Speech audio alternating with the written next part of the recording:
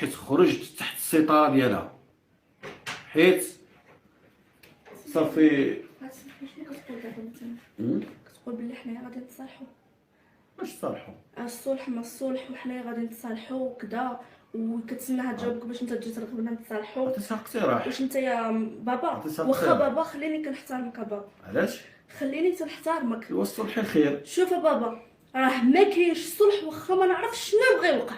وحده رافعه بينا دعوه ديال المحارم غادي نتصالحوا، واش سافا ولا راه ما كاينش الصلح. دابا غير بردي.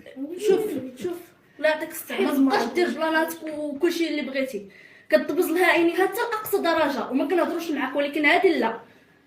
ايوا هي جالسه كطيح بالجنون وقالت لك غتمشي خليني للسبيطار. طيح باش ما بغات. انا كنقولها لك، لا انا لا اختي لا لبنى حتى واحد فينا راه ما كاينش الصلح. بغيتي تصالح انت دبر راسك. انا اللي كنتم انا علاقتي بها. ما تشاورتيش معانا، تشاورتي معانا ما تشاورتيش معانا، حتى كنشوف انا داير لايف بالصلح. شنو كتخربق؟ انا البارح قلتها لها البارح وجهت لها النداء. واحد كيغلي واحد. اما عليك علاش غتغلي؟ علاش بتغلي؟ شنو كاين؟ شنو يخليك تغلي؟ المهم هانتوما سمعتوها المستمعين، شفتوا كنتي داك الباب بنتي